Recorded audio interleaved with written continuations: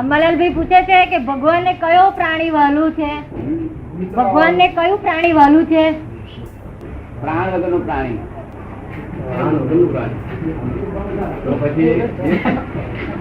વગરનું પ્રાણી કયું કહેવાય? પ્રાણ વગરનું પ્રાણી કયું કહેવાય? આ પ્રાણ લે ને એ બધા જીવો કહેવાય. આ પ્રાણ લે અને પ્રાણ ના લે એ આત્મા કહેવાય, ભગવાન કહેવાય.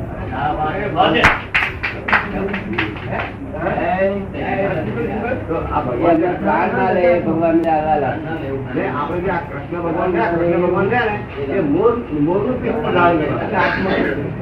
ભગવાન મોરનું પીછું ધારણ કરતા હતા.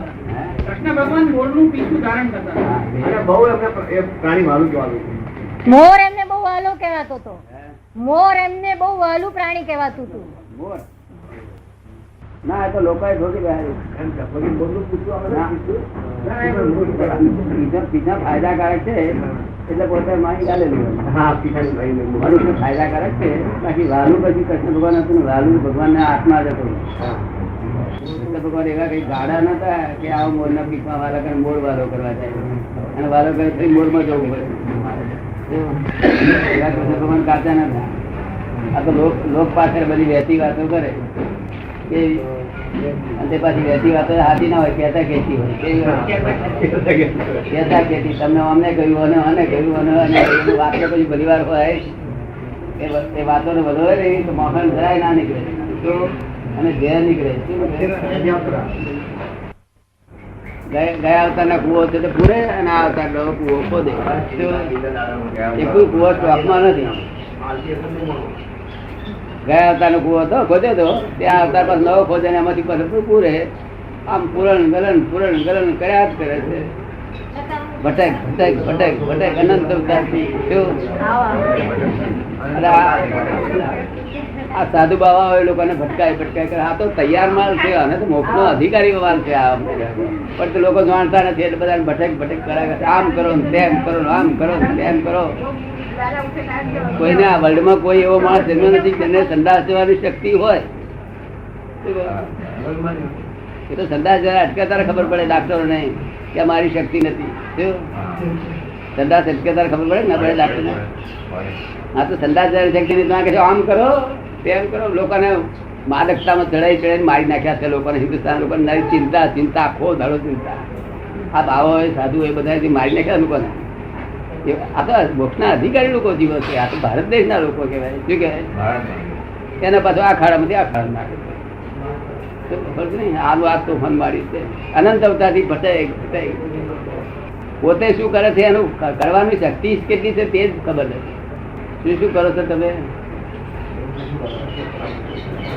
સવારમાં ઉઠો શું કરો છો? તમે ઉઠો છો? આતમરામ ચેતન જાગે છે કે આતમરામ ચેતન જાગે છે કે છે? આતમરામ ચેતન જાગે છે. કોઈ ઉઠાડો છો કે તમે ઉઠો છો? ના ઉઠાડે છે. કોણ ઉઠાડે છે? બૈરામ ઉઠાડે છે. એમને પણ ઉઠાડે છે. એમને કોણ ઉઠાડે છે? ઘંટો વાગે છે મારી રાતે 2 વાગે ઉઠું, 3 વાગે ઉઠું, 4 વાગે ઉઠું એટલે કોના પાસે ઉઠવાનું? કોના પાસે ઉઠીને નહીં ધોઈ ભગવાન દર્શન કરવા આરતી કરવા.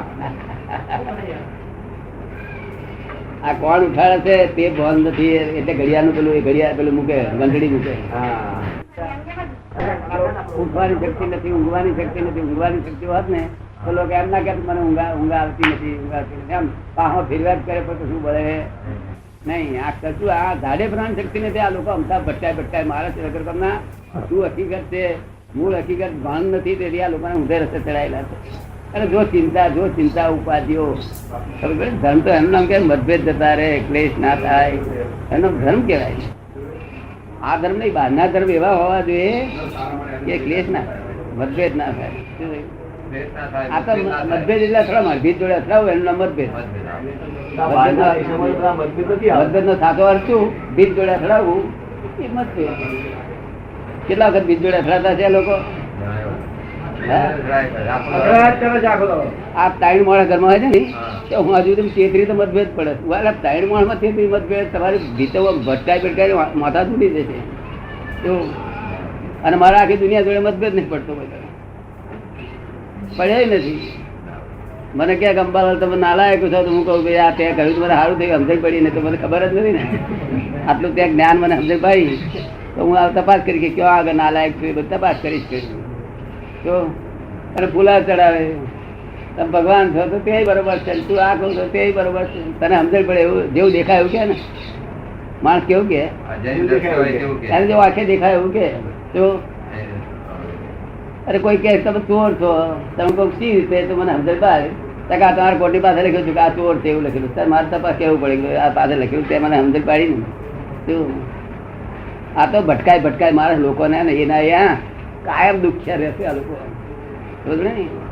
તેથી આ અક્રમ વિજ્ઞાન નીકળ્યું તે લાખો માણસો કેટલા માણસોને ફરી પાછો ધર્મ સેટલ થશે. આ ધર્મ જ નહીં, આ બહાર ચાલે ધર્મ જ નહીં.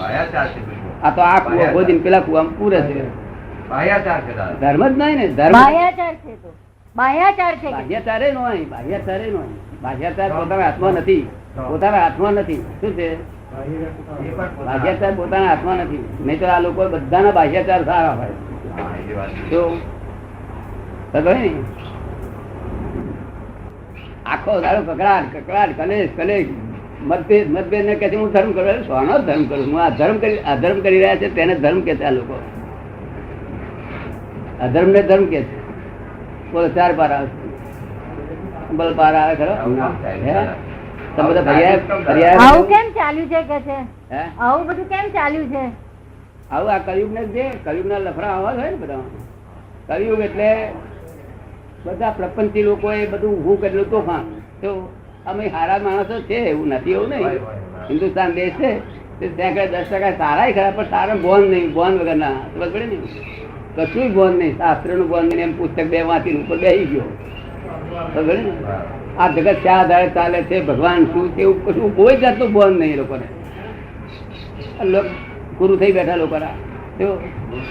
હવે એ ગુરુ કિલ્લી વગર ના પાછા. તે ગુરુ કિલ્લી એટલે ગુરુ એટલે ભારે એટલે અવશ્ય ડૂબે અને એની જોડે બેઠા તે ડૂબે.